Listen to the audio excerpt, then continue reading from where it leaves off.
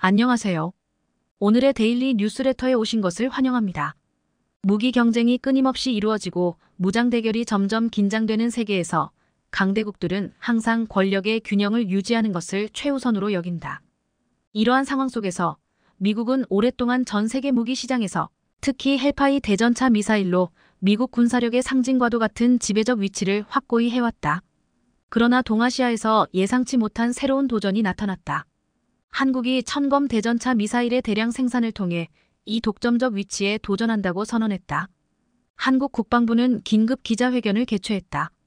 전 세계에서 온 수십 명의 기자들이 지켜보는 가운데 한국은 천검 미사일 생산을 통해 미국의 대전차 미사일 분야에서의 지배적 지위에 도전하겠다는 충격적인 발표를 했다.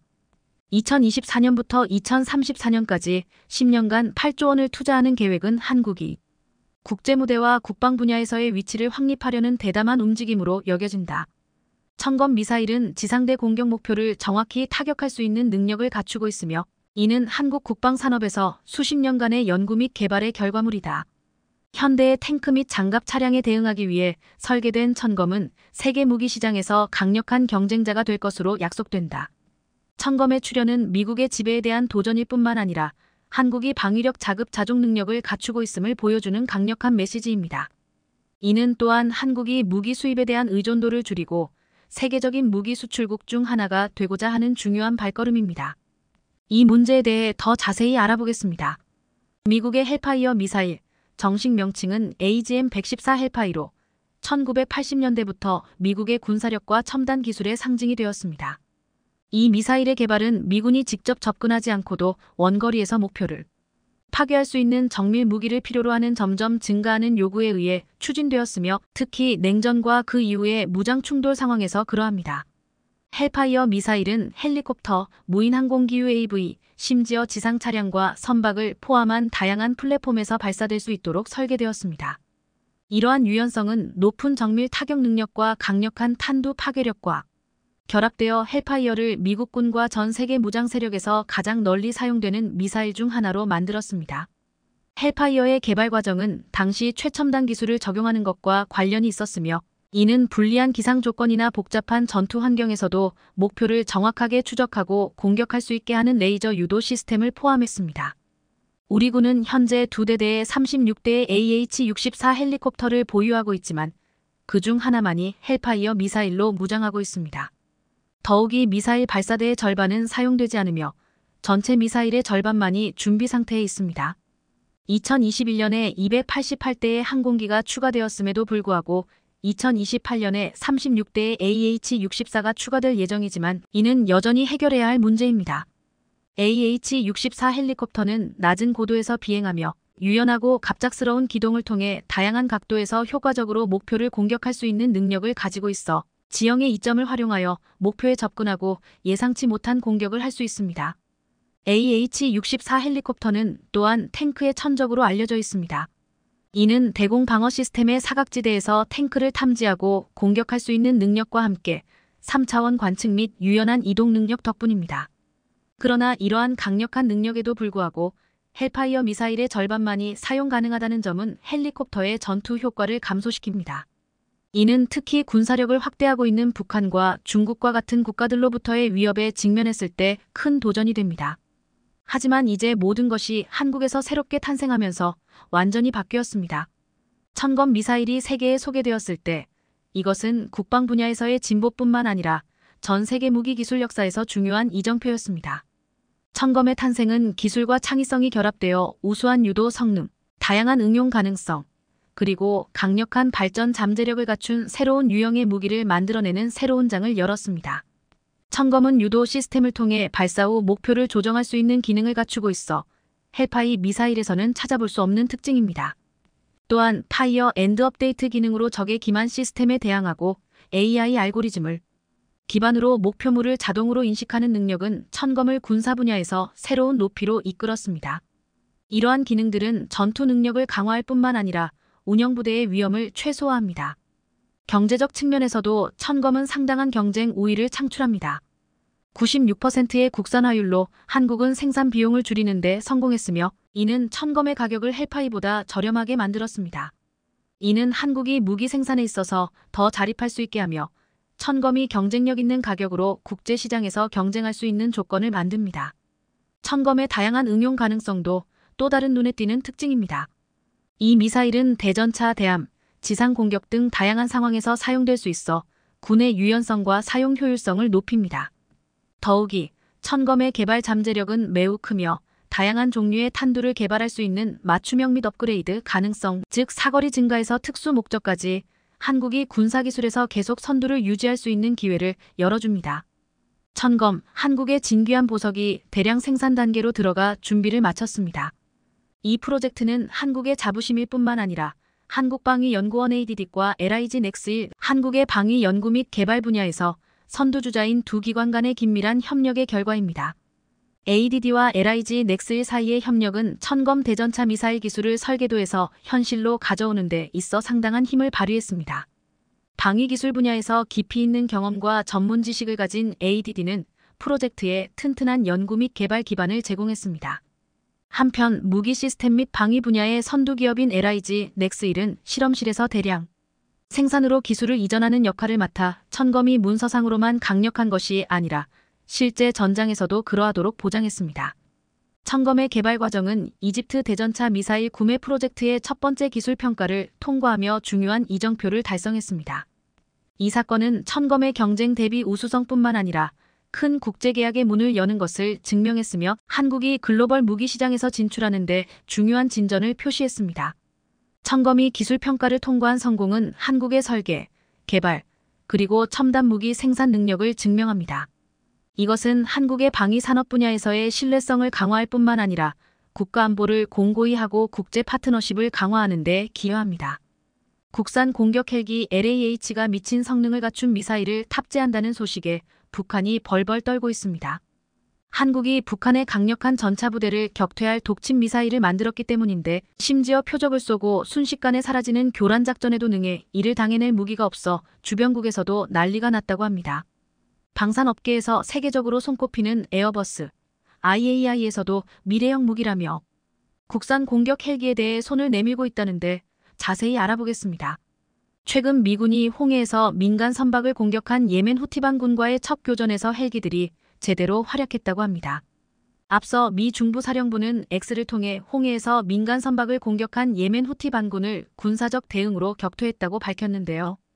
AFP 통신에 따르면 미군은 지난달 31일 오전 6시쯤 홍해를 지나던 컨테이너선 머스크 항저우호로부터 후티 반군 고속단정들의 공격을 받고 있다는 긴급 구조 요청을 받았습니다. 이에 미국은 즉시 항공모함 아이젠하워, 구축함 그레이블리오에 있던 헬기를 출격시켜 후티 반군의 고속단정 여러 척을 격퇴했습니다. 미 중부사령부는 반군의 선박이 구두 경고를 한 헬기를 향해 발포에 맞대응했다며 4척의 반군 선박 중 3척은 침몰시켰고 나머지 1척은 달아났다고 전했습니다. 이란의 지원을 받는 후티 반군은 하마스를 지지한다는 명분하에 가자지구 전쟁 발발 뒤 최소 23차례 홍해를 지나는 선박을 공격해왔습니다. 백악관은 이번 교전과 관련해 후티와 전쟁을 원하지 않지만 선박을 보호하기 위해 해야 할 일을 계속할 것이라고 단호한 입장을 밝혔습니다. 그런데 이렇듯 한국에도 기대되는 헬기가 있어 전 세계 방산업계에서 예의주시하고 있다고 하는데요. 앞서 작년 말 KAI는 중동 최대 에어쇼인 두바이 에어쇼에서 국산 헬기 수리온 및 소형 무장 헬기 LAH 등 주력 기종을 선보이며 전 세계 방산 관계자들의 눈길을 한눈에 사로잡았습니다. 실제로 KAI의 부스가 많은 방문객들로 인해 인산인해를 이뤘는데 이유는 바로 KAI가 이번에 해외 에어쇼에서 국산 헬기 수리온과 LAH 실물기를 처음 공개했기 때문입니다. 지난해 전력화 10주년을 맞은 수리온은 250여 대가 생산돼 육군, 해병대에서 쓰이고 있으며 군사 외에도 경찰, 해경, 소방, 산림 등 다양한 파생 헬기로도 운용되고 있는 중입니다. 그런데 이번 두바이 에어쇼에서 수리온과 LAH가 고난도 및 특수 기동을 선보이자 이를 직접 지켜본 전 세계 방산 관계자들이 입을 다물지 못했다고 합니다. 이처럼 역사적인 순간을 만든 KAI는 이번 에어쇼 기간에 UAE를 비롯한 중동, 아프리카 정부 고위 관계자, 군 수뇌부와 사업 협력 방안을 논의하고 사업 기회를 만들었다고 하는데요. 이런 이유로 현재 국산 항공기가 제2의 중동붐을 이끄는 핵심 사업으로 자리매김할 수 있다는 분위기가 증폭되고 있으며 수출 기대감 또한 커지고 있는 상황입니다. 여기에 더해 이제 국내에서 LAH는 육군 주력 헬기로 자리 잡은 수리온의 계보를 이어나갈 것으로 기대되고 있는 중입니다. 올해 말부터 전력화될 LAH는 수리온보다 크기는 작지만 무장 능력과 네트워크전 능력, 생존성에서 진보한 성능을 갖춘 헬기로 평가받고 있는데요. 방산업계에 따르면 지난달 KAI는 방사청과 1조 4,054억 원 규모의 우리 육군의 LAH 2차 양산 계약을 맺었습니다. KAI에 따르면 이번 계약은 LAH 항공기와 기술 교범, 후속 기술 지원 등 통합체계 지원 요소를 포함하고 있으며 계약 금액은 KAI의 작년 매출의 절반에 해당해 역대급 규모라는 평가가 나옵니다. 앞서 KAI는 작년 말 처음 방사청과 LAH 1차 양산 계약을 체결했는데 현재 양산 인프라를 구축하고 내년 말 초도 납품을 목표로 생산을 진행하고 있는 중입니다. 그리고 이번에 추가로 계약을 맺은 2차 물량은 2025년 4분기부터 순차적으로 납품될 계획으로 알려졌습니다. 이에 따라 KAI는 LAH 최초 양산에 이어 2차 계약까지 체결하면서 안정적인 매출 기반을 닦을 수 있게 됐습니다. LAH는 국내 기술로 개발된 두 번째 국산 헬기로 500MD 토우와 AH-1S 공격 헬기를 대체할 전력으로 육군에 따르면 앞으로 우리 군의 항공 타격작전 및 공중강습 업무 임무를 수행할 예정입니다. 이렇듯 공격형 헬기인 LAH에는 최신 항전 장비와 무장 사격 통제 장비가 탑재됐고 조종 편의성과 생존성이 강화된 게 특징입니다. KAI에 따르면 1032마력의 고출력 터보샤프트 쌍발 엔진이 장착돼 최대 시속 약 243km로 비행할 수 있고 항속거리는 410km로 한 번 임무에 투입되면 2시간 20분이나 운용할 수 있습니다. 또한 운용자 중심의 항전 체계도 특징인데 LAH에는 정밀 항법 장비와 항제밍 장치가 탑재됐고 동체 위의 메인 로터와 꼬리 부분의 보조 로터가 소음과 진동을 최소화합니다. 여기에 더해 조종사 헬멧의 통합 헬멧 시연 장치와 표적 획득 지시 장치가 장착돼 정교한 정보를 제공하면서 임무 수행력을 높였습니다. 이렇듯 KAI는 이번에 2차 양산 계약 체결을 통해 LAH 플랫폼을 기반으로 특수작전 공격 헬기, 지휘 통제 헬기 같은 다양한 파생형 헬기를 개발해 해외 시장 문을 적극적으로 두드린다는 방침인데요. 그리고 최근 외신에서도 KAI가 독자 개발한 LAH가 앞으로 7년 안에 육군 주력 무장 헬리콥터로 배치될 거라고 조명하면서 벌써부터 기대감을 드러내기도 했습니다. 지난달 영국 군사 전문 매체 제인스는 방사청이 육군의 기존 회전의 전투기를 KAI의 LAH로 교체할 계획이라는 소식을 전하면서 LAH에 대해 미래 전투 요건을 지원할 수 있는 첨단 시스템과 능력을 갖췄다고 극찬했습니다. 이렇듯 LAH에 대해 벌써부터 기대감이 높아지고 있는 건 LAH가 각종 무기 체계를 활용한 지상 및 공중의 목표물을 파괴하는 데 특화됐기 때문입니다. LAH에는 20터렛형 기관총과 공대지 미사일, 무유도 로켓 등을 무장할 수 있으며 레이더 경보 수신기, 미사일 경보 수신기 등 첨단 방어 시스템을 장착해 항공기의 생존 능력이 강화됐습니다. 특히나 하늘의 검이란 뜻을 지닌 국산 천검 공대지 미사일이 LAH에 탑재될 예정이라 벌써부터 북한을 비롯한 한반도 주변 국가들이 긴장하고 있다고 하는데요. 실제로 지난달 29일 열린 방위사업추진위원회에서는 LAH 공대지 미사일 첫 양산 계획이 의결돼 사상 최초로 천검 미사일 양산이 본격화할 수 있게 됐습니다. LAH에 탑재되는 공대지 미사일 천검은 국내에서 처음 만든 공대지 미사일로 기존 미사일의 한계와 단점을 개선한 게 특징입니다. 기존 AH-1S나 500MD 공격 헬기에 장착된 토우 미사일은 사거리가 4km로 미사일이 명중할 때까지 헬기는 조준경으로 표적을 조준해야 했지만 천검은 이런 문제를 개선했습니다.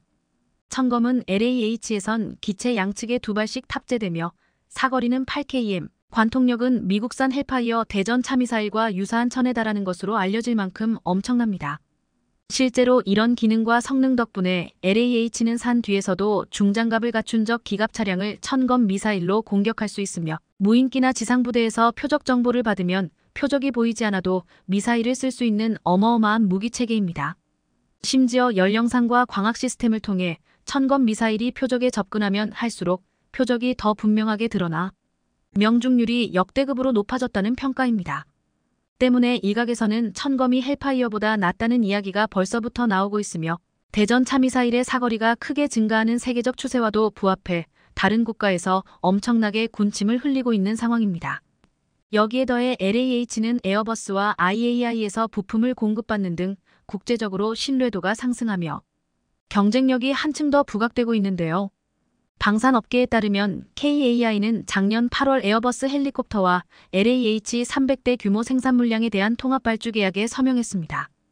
앞으로 10년 동안 LAH 양산, KUH 파생형 생산을 위한 부품 발주 계약을 체결한 것으로 LAH 등 다양한 회전익 사업 분야의 협력을 계속하겠다는 KAI와 에어버스와의 의지가 담긴 것으로 해석됩니다. 실제로 이들은 지난 2006년 KUH 개발 사업을 시작으로 전략적 파트너십을 구축한 뒤 오랜 기간 동안 여러 헬리콥터 프로그램을 함께 성공적으로 개발해 온 든든한 파트너입니다. 매튜 루보 에어버스 사업부문장은 미래 사업에서도 KAI와 전략적 파트너십을 함께하고 싶다며 앞으로도 고성능 플랫폼의 안정적인 공급을 보장하겠다고 강조했습니다.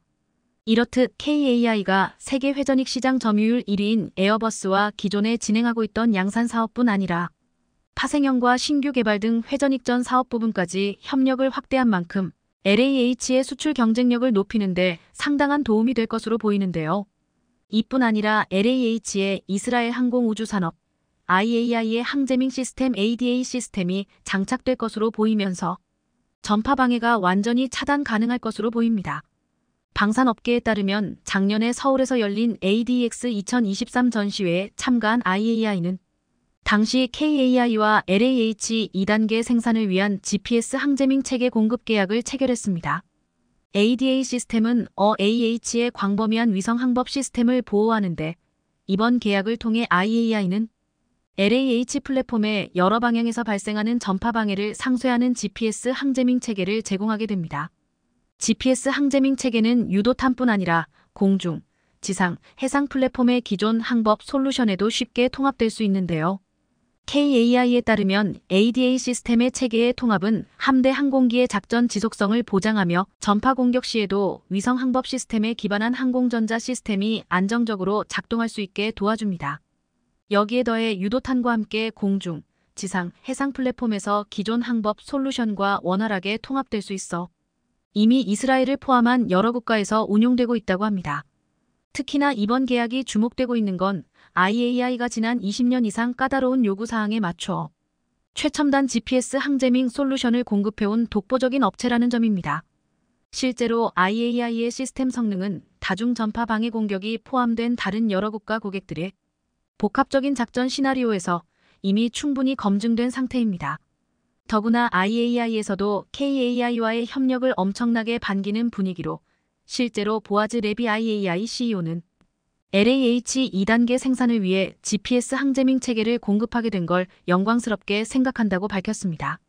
이런 분위기로 보아 앞으로도 KAI와 IAI가 추가로 협력할 부분이 남아있는 것 같은데요. 여러모로 LAH의 수주 경쟁력 강화가 기대되고 있으며 조만간 좋은 소식이 들려오길 기대하겠습니다. 국산 초음속 전투기 KF-21 마지막 6호기가 비행에 성공했습니다. 지난 28일 KF-21 보라매의 마지막 시제기인 6호기 복좌 2인승과 최초 비행을 무사히 마쳤습니다. 지난해 7월 1호기가 첫 비행에 성공한 이래 11개월 만에 시제기 6대가 모두 비행에 성공한 것입니다. 한국은 유례없는 놀라운 속도로 초음속 전투기 개발을 이뤄내고 있습니다. 그런데 KF-21 6호기 비행 성공 소식과 더불어 스텔스 무인기 가오리 X 개발 소식과 항공모함 소식까지 더해지자 놀라운 그림이 그려지고 있습니다. 그동안 미국의 패권에 도전한다면서 무서운 속도로 무기를 만들고 있는 중국에서 지금 한국의 놀라운 계획을 의식하며 우려하는 모습이 나오고 있습니다. 먼저 KF-21이 3년 뒤인 2026년에 전력화될 것으로 예상되는 가운데 KF-21과 함께 운용될 스텔스 무인기 가오리 X가 연내 개발이 완료된다는 소식이 전해졌습니다. 지난 북한의 무인기 도발 이후 우리 군은 9월 드론작전사령부를 창설하면서 북한군 레이더에 탐지되지 않는 가오리 형상의 스텔스 소형 무인기 가오리 X 개발을 완료할 것으로 알려졌습니다. 가오리 X는 이미 이착륙 성공에 이어 KF-21 보라매와 유무인 합동작전 MUMT를 수행하는 데 필요한 각종 센서와 통신 체계를 개발 중인데 개발이 완료되면 KF-21과 함께 무서운 공중전력을 완성할 예정입니다. 가오리-X는 사전에 입력된 경로로 시간당 수백 km 비행할 수 있고 임무 완료 시 자동으로 돌아오는데 가오리-X의 실제 크기가 길이 11m, 넓이 15m, 무게가 10톤으로 중국에서는 가오리-X의 실제 크기가 대형 드론 수준이 아니라 전투기만 하다는 것을 알고 놀랐다고 했습니다. 중국 소후닷컴은 지난 4월 한국이 순식간에 KF-21 시제기를 순차적으로 만들었고 이것도 매우 놀라운 속도인데 일명 가오리 X라고 알려진 보조 스텔스 무인기까지 모습을 드러냈다고 보도했습니다. 그런데 인터넷상에 돌아다니는 가오리 X의 사진을 한국이 지우고 있다면서 한국이 이렇게 비밀로 취급하는 것은 무엇을 숨기려는 것일까라고 질문했습니다. 혹시 자국이 만든 무인기 CH-7과 비슷해 보인다면서 한국이 또 우리 거를 도둑질했나라는 의심이 든다고 했습니다. 이 매체는 이렇게 어이없는 주장을 하면서도 한국이 지금 만들고 있는 KF-21부터 가오리-X까지 한국의 군용기 개발은 놀라울 정도로 빠르고 순조롭다고 평가했습니다. 그런데 중국이 한국의 전투기 개발이 빠르고 순조롭다고 하는 것은 자신들은 개발하는 게 죽을 것만큼 힘들었기 때문입니다. 한국이 자신들의 것을 베꼈다고 억지 주장을 하는 것도 자신들이 남의 것을 무단으로 베끼기 때문에 한국이 그렇게 개발을 잘하는 것은 자신들처럼 남의 것을 베낀 게 아니냐고 말하는 것입니다. 2022년 7월 19일 KF-21이 초도 비행에 성공하자 중국 언론인 소후닷컴은 이렇게 보도했습니다. 한국은 기술적인 기반이 부족하여 록히드 마틴을 제휴 명목으로 끌어들였고 사실상 T-50 개발과 마찬가지로 록히드 마틴의 첨단 기술을 바탕으로 개발을 진행하고 있다. 록히드 마틴의 상당한 기술적 지원으로 KF-21은 기술적인 혜택을 누리고 있고 어쨌든 한국은 그 덕분에 전투기 개발에 있어서 예산 확보와 기술 부분에서 가장 어려운 고비를 그럭저럭 넘겼다. 그러나 한국이 신속히 관련 부품들을 독자적으로 생산하지 못한다면 KF-21은 실패작이 될 것이므로 아직까지는 실패할 가능성이 있어 보인다. 중국은 한국이 실패하기를 아직도 바라는 눈치이지만 한국은 이러한 바람을 묵살하고 있습니다. 한국은 KF-21을 개발하면서 록히드 마틴과 제휴의 엔진과 부분적인 기술을 전수받았지만 가장 중요한 핵심 기술 4개를 스스로 개발하고 국산화율을 65% 이상 실현시켰습니다. 일각에서는 국산화율 100%를 주장하지만 65%의 국산화율도 대단한 것이라며 사실상 100% 국산화라는 것은 의미가 없다고 했습니다. 스웨덴 그리펜은 KF-21에 들어가는 미국 G2 엔진을 쓰고 85%를 외국에서 부품을 사서 조립하지만 스웨덴제로 인정받고 수출까지 하고 있습니다. 하지만 모든 체계 설계를 스웨덴이 했기에 스웨덴만이 만드는 독자 모델로 인정받고 있습니다. KF-21은 전체의 체계 설계를 우리가 직접 한 기체이고 게다가 대부분의 부품을 우리가 직접 만들었습니다. 일본은 미국과 F2 전투기 공동 개발에서 실패하고 이후 영국과 협력하기로 했지만 이것도 힘들어지는 상황입니다. 영국 측은 일본에서 취할 수 있는 기술이 별로 없다며 오히려 KF-21 시험 비행 성공을 계기로 한국과 전투기 개발에 상호 협력하자고 먼저 제의를 해왔습니다. 중국이 제 아무리 최신 전투기를 내놓는다고 떠벌려도 결코 한국을 따라올 수 없는 이유는 바로 전투기 엔진이라고 했습니다. 중국은 한국보다 모든 무기에 있어서 국산화율이 훨씬 높지만 이는 중국의 기술이 뛰어나서가 아니라 미국, 유럽, 러시아 등 기술 선도국으로부터 경쟁국 또는 잠재 적국으로 찍힌 나라다 보니 기술 이전은커녕 완제품 판매도 안 하기 때문입니다. 그나마 러시아가 완제품 무기를 팔았는데 중국은 그것을 뜯어보고 무단으로 역설계해서 국산화를 한 것이 드러났습니다. 그러자 러시아는 최신 기체나 부품은 중국에 팔지 않아 첨단 무기들이 제 성능을 내지 못하고 있습니다. 실제로 중국이 자랑하는 J-20에 들어가는 WS-15 엔진도 그렇게 만들어졌는데 러시아제 원형의 6070% 수준의 성능밖에는 안 나오고 있습니다. 중국과 일본이 한국이 자국 기술로 전투기를 만드는 것을 보고 놀라고 속도에 다시 한번 놀라는 이유가 여기에 있습니다. 중국 매체는 KF-21이든 가오리-X든 로열 윙맨 형태의 기체이든 날개를 접을 수 있는 형태의 기체를 제작해 항공모함에 탑재하려는 한국의 야망은 잘 알려져 있다고 경계하고 있습니다. 중국 소후닷컴은 지난 14일 한국에서 열린 국제해양방위산업전 마덱스 2023에서 공개된 7만 톤급 항공모함을 보고서 논란 기색이 역력했습니다. 기사 제목은 한국은 7만 톤급 항공모함 계획을 내놓고 중국과 경쟁하고 싶나? 였습니다. 그러면서 중국의 푸젠함을 닮은 한국형 항모, 중국과 경쟁하려는가? 라고 물었습니다. 한국은 다른 나라처럼 미국산 항공모함기를 선택하지 않고 한국산 스텔스 전투기 KF-21의 함상형을 개발할 것이라면서 국산 항공모함과 국산 항공모함기를 개발하려는 한국인의 야심을 얼핏 보기에 정말 남다르다고 표현했습니다. 중국은 강대국으로 원양과 대양에 초점을 맞춰야 하기에 이런 항공모함이 필요하지만 한국은 한반도 변두리 국가로 해군할 동법이가 작아 이러한 항공모함이 필요하겠냐고 하지 않아도 되는 걱정을 했습니다. 국내에서는 항공모함 보유를 두고 늘 이 같은 중국의 주장대로 반대하는 목소리가 많았지만 해군 관계자들은 중국이 하는 짓을 생각한다면 항공모함이 필수적이라고 말하고 있습니다. 중국은 서해를 자국의 앞바다라고 지칭하며 2013년부터 우리 해군에게 동경 124도 서쪽은 자신들의 작전구역이므로 넘어오지 말라고 일방적으로 통보해 왔다고 했습니다. 그렇게 되면 서해의 70% 이상이 중국 해군의 작전구역이 됩니다. 중국 해군은 이렇게 매년 서해에서의 활동 범위를 넓혀가고 있으며 수적인 우위를 앞세워 이 근처를 항해하는 대한민국 해군 함정을 둘러싸듯 포위하여 위협하는 일도 서슴지 않고 있습니다. 중국의 회색지대 전술은 남중국해뿐만 아니라 한반도 서쪽 바다에서도 현재 진행형으로 이루어지고 있다는 것입니다. 앞으로 중국이 남중국해를 힘으로 장악하게 될 가능성이 높고 서해뿐만 아니라 남중국해에서도 길목을 막아서면 수출로 먹고 사는 한국은 큰 영향을 받게 됩니다. 그래서 중국을 견제하려면 항공모함이 필요하다고 했습니다.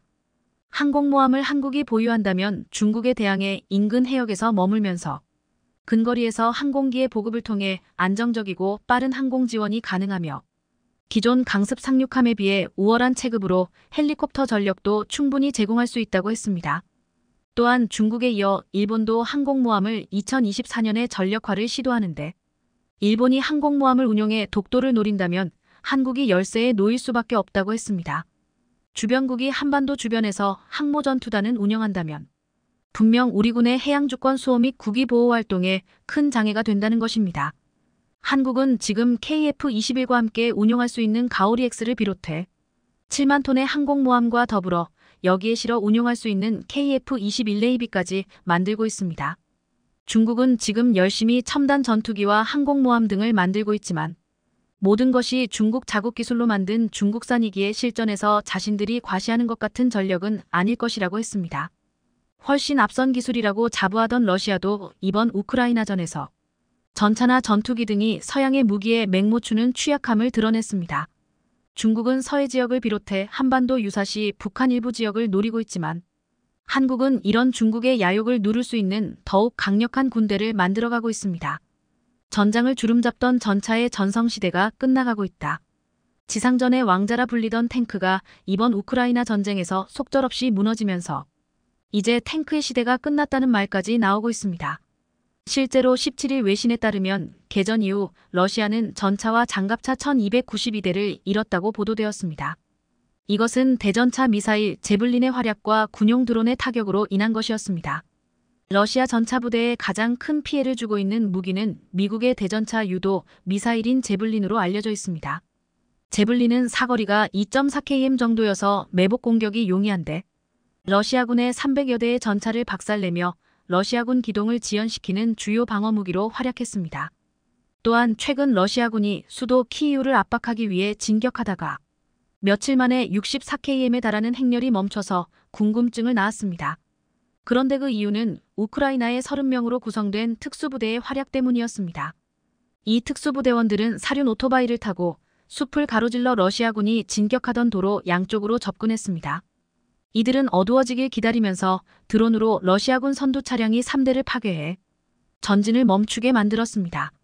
이 부대원들은 이틀을 더 머물며 더 많은 차량을 파괴했고 러시아군은 연료도 폭탄도 없이 도로에 갇혀 추위에 떨었습니다.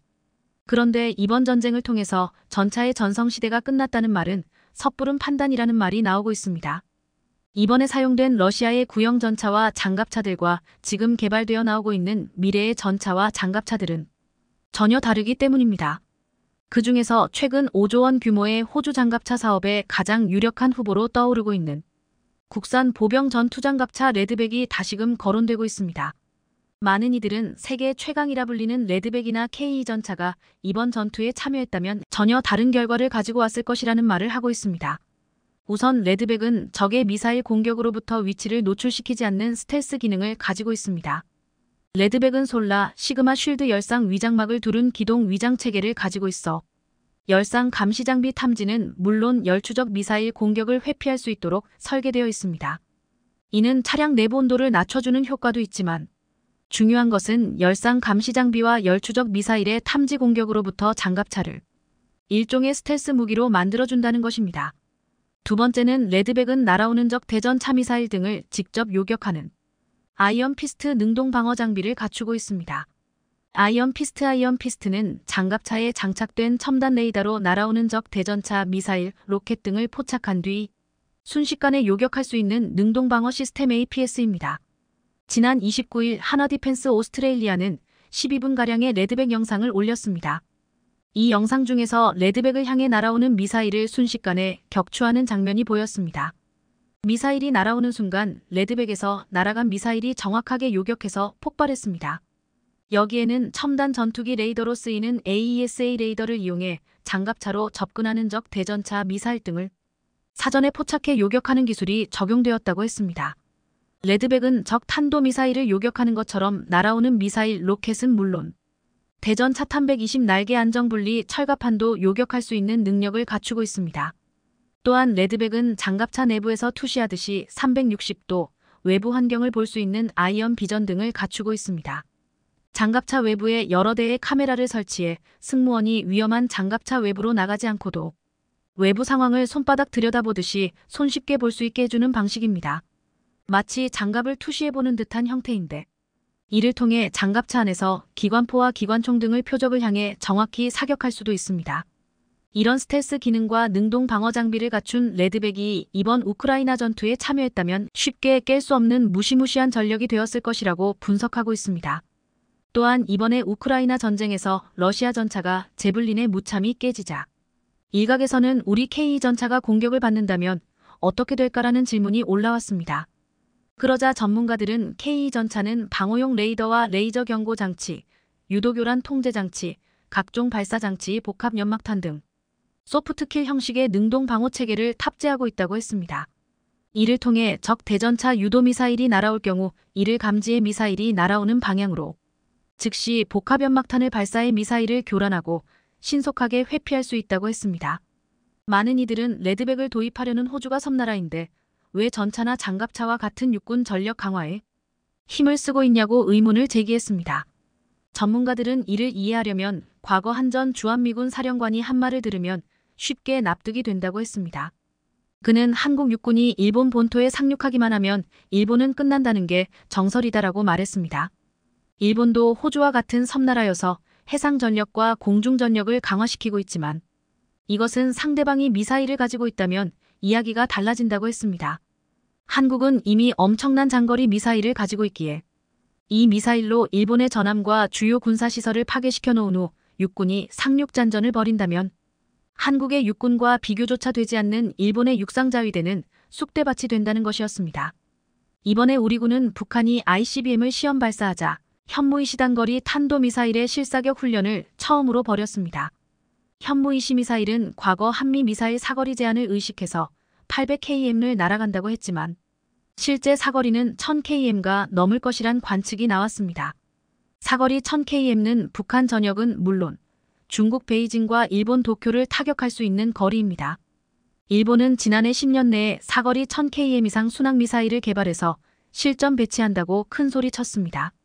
하지만 한국은 이미 1000km 사거리를 가진 현무이시 미사일을 2017년 실전 배치했습니다.